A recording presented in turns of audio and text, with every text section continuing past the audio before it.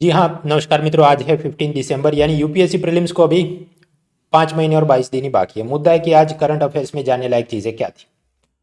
Economy में RBI का prompt corrective action framework वैसे बैंकों के लिए था, लेकिन अब कुछ सिलेक्टेड एनबीएफसी कंपनी पर भी लागू होगा, ऐसा है। फिर वर्ल्ड ट्रेड ऑर्गेनाइजेशन ने भारत सरकार को बोला है कि आप जो शुगर सब्सिडी देते हैं, चीनी कंपनियों को निर्यात करने के लिए सब्सिडी देते हैं, उसको बंद करो। ऑस्ट्रेलिया ब्राज़ील ने शिकायत की है। लद्दाख बोल रहा है कि हमें 6th शेड्यूल, छठी अनुसूची में रखा जाए। एग्री लाइफ साइंस के बारे में कॉलम है, और कुछ इधर उधर के चिटपुट मुद्दे। So one by one let us check.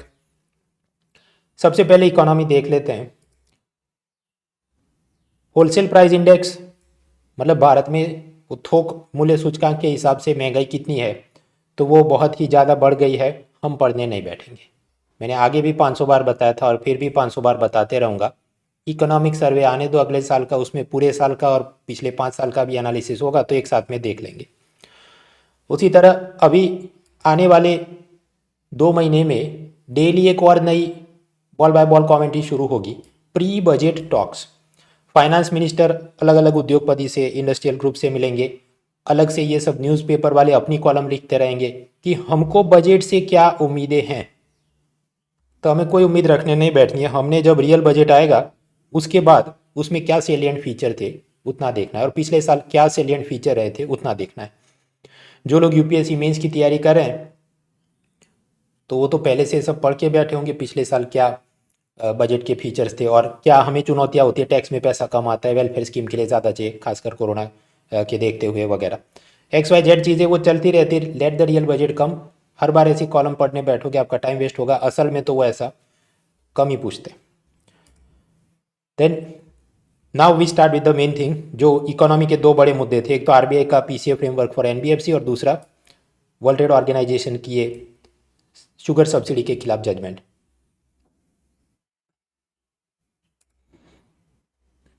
Okay, सो मित्रों, ये रिजर्व बैंक, उसका काम है बैंकों को रेगुलेट करना।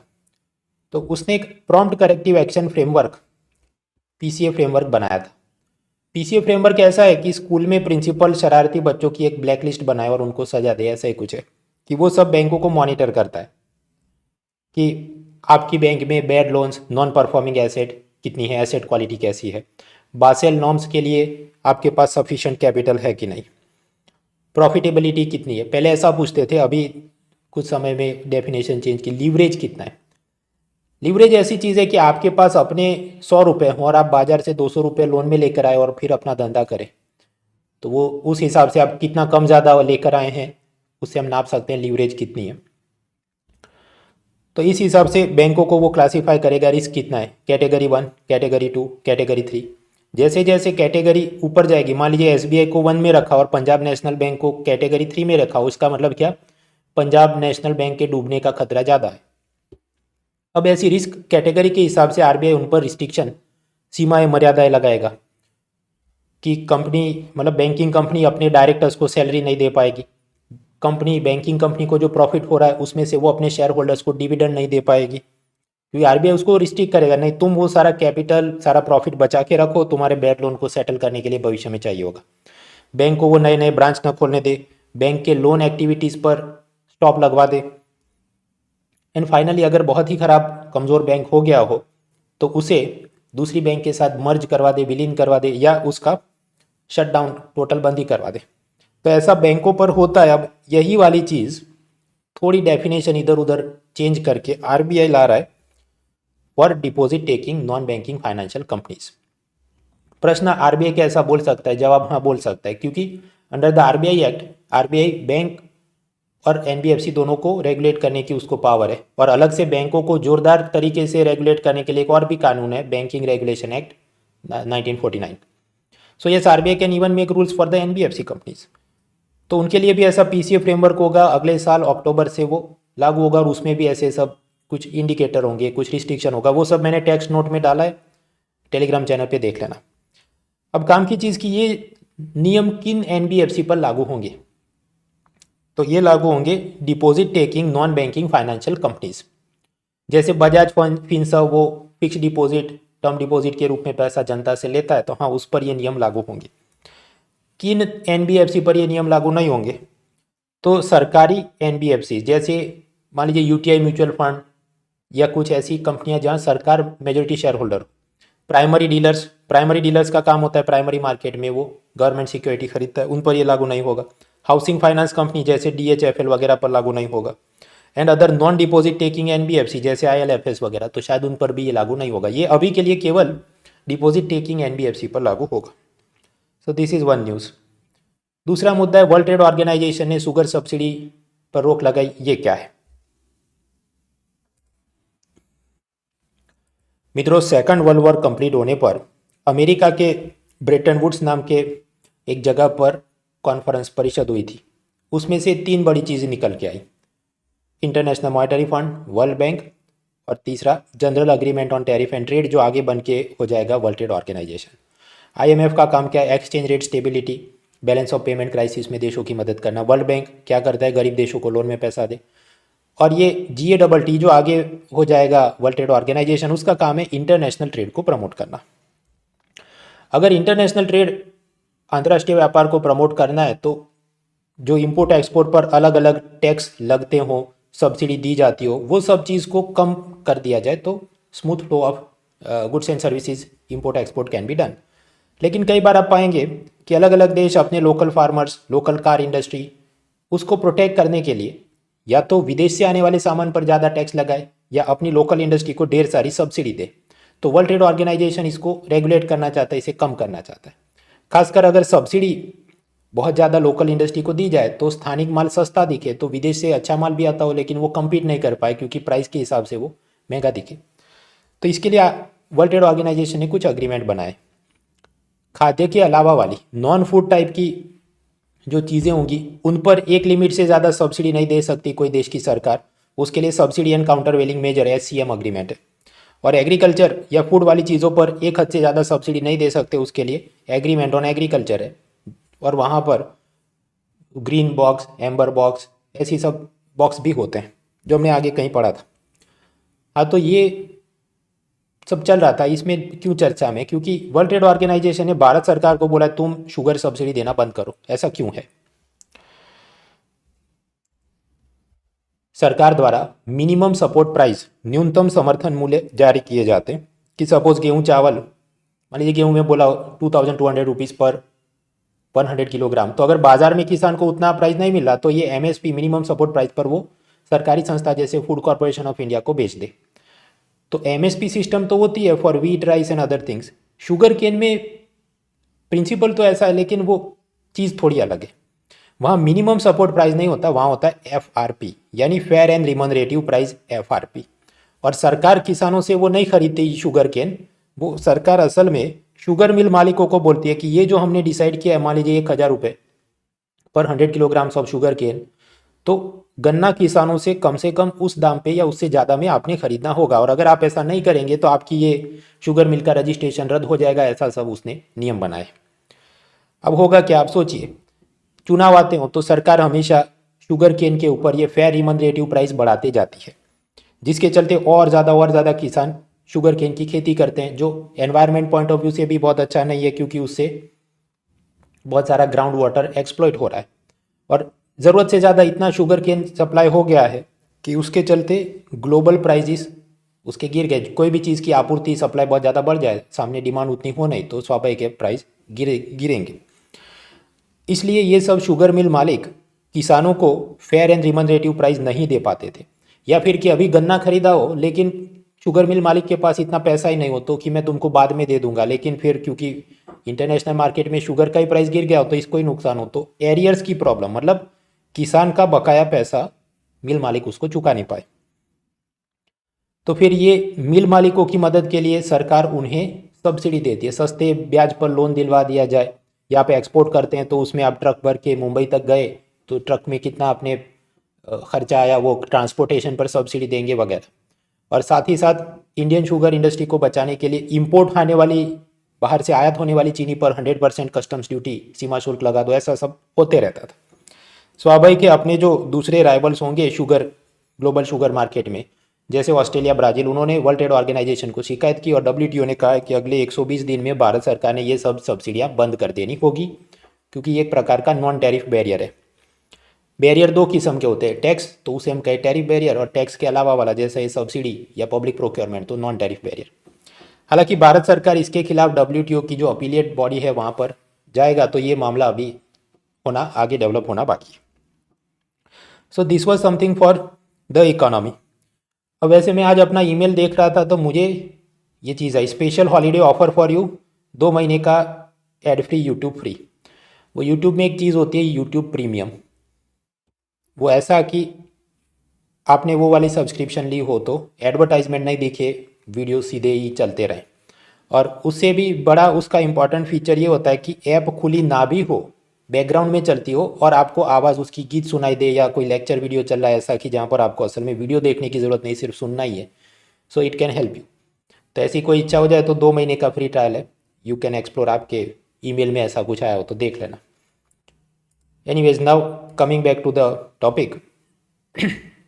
15 दिसंबर इकोनॉमी के करंट अफेयर्स जानने लायक ये सब, RBI का NBFC फ्रेमवर्क फॉर RBI का prompt corrective action framework for NBFC और वर्ल्ड ट्रेड ऑर्गेनाइजेशन की शुगर सब्सिडी, वो सब हमने देखा। इसके अलावा और न्यूज़ क्या थे? और न्यूज़ में एग्रीकल्चर मेंस पेपर 3 वहाँ पर है, एग्रीकल्चर क्रॉपिंग मेथड्स, फिर साइंस टेक्नोलॉजी। लास्ट जो मेंस एग्जाम हुई है इसमें ऐसा पूछा कि साइंस टेक्नोलॉजी की मदद से एग्रीकल्चर में क्या नए डेवलपमेंट हम कर पाए हैं। उसी के जो साथ जुड़ा हुआ आज एक हमें कॉलम मिलता है, एग्री फूड लाइफ साइंस। अब ये चिकना चुपड़ा शब्द वो कहना क्या चाहता है? लाइफ साइंस मतलब बायोलॉजी, बायोटेक्नोलॉजी, तो एग्रीकल्चर के साथ जुड़ी हुई बायोटेक्नोलॉजी उसकी वो बात करते हैं। हाँ, तो उसमें आएगा अलग अलग 4 कैटेगरी हैं। एक है एग्रीकल्चर बायोटेक्नोलॉजी, तो बायोटेक्नोलॉजी आप समझते हैं, seed, fertiliser, genetically modified crops वो सब बनाना। लेकिन ये हम उसमें बायोटेक्नोलॉजी का संवेदनशीलता के साथ सेंसिटिव होकर इस्तेमाल करें तो हम ऐसे सब सीड, फर्टिलाइजर, पेस्टिसाइड बना सकते हैं कि जो पानी कम चूसते हों, एनवायरनमेंट और ह्यूमन हेल्थ को ख़राब ना करते हो वगैरह। फिर दूसरा, नॉवेल फार्मिंग सिस्टम। नॉवेल मतलब उपन्यास नहीं, नॉवेल मतलब यहाँ नया किस्म का, जैसे कि इंडोर फार्मिंग, घर के अंदर ही खेती बाड़ी, ऐसा बड़ा कुछ बनाया जाए। एक्वाकल्चर मतलब वो मत्स्य पालन। Insect protein as fish feed, मछलियों को खिलाने के लिए चारा, तो उसमें कुछ ऐसे जंतुओं का ही हम उत्पादन करें और वही उसको खिलाए। अलग से ये कुछ सोयाबीन वगैरह उगाया जाता हो तो उससे हमको मतलब पानी ज़्यादा चूसता है, या उसमें फर्टिलाइज़र डाला तो वो असल में फिश के शरीर में भी फर्टिलाइज़र जाए और वो सब अपने शरीर में जाए तो हेल्थ के लिए ख़राब वगैरह। वो सोचते हुए कि सीधा इंसेक्ट ही मछली को खिलाया जाए, ऐसा कुछ नया करो। आलगी प्रोडक्शन, उसकी मदद से bio energy, bio material, agri waste से इलेक्ट्रिसिटी बने वगैरह वगैरह। तो ये सब तो बहुत अच्छा है। इसमें प्रॉब्लम क्या है? इंटरनेशनली ये पूरी बिजनेस $6 बिलियन इसमें इन्वेस्ट हो चुके हैं, लेकिन ऐसी सब स्टार्टअप कंपनियां भारत में कम हैं। भारत में स्टार्टअप कंपनियां एग्री साइंस के बारे में कम होने के अलग अलग कारण क्यों? अगर कोई बनाना भी चाहे तो उसे फॉरेन कैपिटल मिलता नहीं, क्योंकि फॉरेन वेंचर कैपिटल वाले IT, commerce, fintech, Paytm type चीज़ों में पैसा इन्वेस्ट करते हैं। और दूसरा, स्टार्टअप चलाने के लिए भी टैलेंटेड व्यक्ति होना चाहिए। IT सेक्टर में तो ऐसे सब बहुत सारे स्टार्टअप हैं भारत के जो आगे बढ़ गए, लेकिन वो इसलिए क्योंकि अमेरिका में सिलिकॉन वैली में काम करके जो लोग वापस आए भारत में, वो ऐसी स्टार्टअप्स बनाते हैं IT, फिनटेक, कॉमर्स, ई-कॉमर्स वगैरह के लिए। लेकिन ऐसी सब एग्रीकल्चर में स्टार्टअप बन नहीं रही है, क्योंकि ब्रेन ड्रेन की प्रॉब्लम है। भारत के जो एग्रीकल्चर ग्रेजुएट्स या साइंटिस्ट जो प्रतिभावान थे चले गए, वापस नहीं आ रहे। और तीसरा प्रॉब्लम है कि ये transgenic crop, genetically modified crop, इस पर सरकार की नीति स्पष्ट नहीं है। कुछ बार अलाउ करते हैं, फिर जनता धमाल करे एनवायरनमेंट ग्रुप वाले तो वापस ले लेते हैं वगैरह। और इकोनॉमी में क्या था? नेटफ्लिक्स ने अपना सब्सक्रिप्शन प्लान जो पहले 199 रुपीज़ था उसको कम करके 149 रुपीज़ कर दिया। उससे क्या असर होगी इस पर इंडियन एक्सप्रेस ने एक्सप्लेन सीरीज़ बनाई है। हम पढ़ने नहीं बैठेंगे और हम वो खरीदने भी नहीं बैठेंगे। भले आपके पास पैसा हो फिर भी नहीं खरीदना है। क्यों? क्योंकि UPSC की प्रीलिम को अभी 5 महीने और 22 दिन ही बाकी है। एग्जाम पर हमारा ध्यान होना चाहिए। ये सब वेब सीरीज जो बनाई जाती है उसमें जैसे जो डिटेक्टिव नॉवेल्स होते हैं उसमें एक कंसेप्ट होता है पेज टर्निंग, मतलब वो एक चैप्टर कंप्लीट करे, उसके एंड में कुछ ऐसी बात रखी हो कि आपकी उत्सुकता हो जाए कि अच्छा दूसरे चैप्टर में अब क्या हुआ होगा, तीसरे में क्या। तो ऐसी जो भी सब वेब सीरीज, उसमें भी लास्ट में कि अच्छा क्या हुआ होगा, मैं दूसरा एपिसोड देख लूँ करके आप बैठे और पूरा दिन वो वेब सीरीज ही देखते रहो। It is not helping you in exam, don't waste time. फिर कुछ समाचार पॉलिटी के, अब उसमें separation of power, judiciary, environment versus development, वो सब पहले भी हमने देखा था कि कैसे चारधाम हाईवे की विड्थ बढ़ाने के लिए, उसको चौड़ा करने के लिए सरकार कोशिश कर रही है, लेकिन ये सब नेशनल ग्रीन ट्रिब्यूनल या सुप्रीम कोर्ट ने मनाही की थी कि ये सब एनवायरनमेंट और उसके लिए ठीक नहीं है। अब उसके खिलाफ वापस कुछ रिव्यू पिटीशन चल रही होगी, तो सुप्रीम कोर्ट ने ये कहा कि ठीक है, ये नेशनल सिक्योरिटी के लिए ये सड़क को चौड़ा किया जाए, तो वो करना चाहिए, क्योंकि चीन की सरहद पर भारत ने सैनिक भेजने हो, राशन भेजना हो, बड़े बड़े वो टैंक मिसाइल भेजने हो, तो छोटी सड़क से वो जा नहीं सकता, इसलिए वो ज़रूरी है। Courts can not interrogate the policy choice of the defence ministry, क्योंकि कानून के हिसाब से या सेपरेशन ऑफ पावर के हिसाब से रक्षा के लिए क्या अच्छा या बुरा है वो तय करना एग्जीक्यूटिव और उसमें भी रक्षा मंत्रालय, डिफेंस मिनिस्ट्री का काम है। तो उसमें कोर्ट ने दखल नहीं देनी चाहिए कि ये अच्छा है या बुरा, या ये विकल्प की जगह ये ऑप्शन क्यों नहीं एक्सप्लोर किया, ऐसा सुप्रीम कोर्ट ने खुद कहा है। तो सेपरेशन ऑफ पावर्स की जब आप बात करते हो फॉर मेंस पेपर 2, तो now you have a case study in front of you. फिर ऐसा ये लद्दाख रीजन, जहाँ पर आप जानते हैं आर्टिकल 370 वॉज रिमूव्ड और जम्मू कश्मीर के दो हिस्से हो गए, Jammu Kashmir union territory with legislature और लद्दाख बन गया यूनियन टेरिटरी विदाउट लेजिस्लेचर, बिना विधायिका या विधानसभा वाला केंद्र शासित प्रदेश। अब वहाँ के सब लीडर्स मांग कर रहे हैं कि लद्दाख को 6th शेड्यूल में डाला जाए।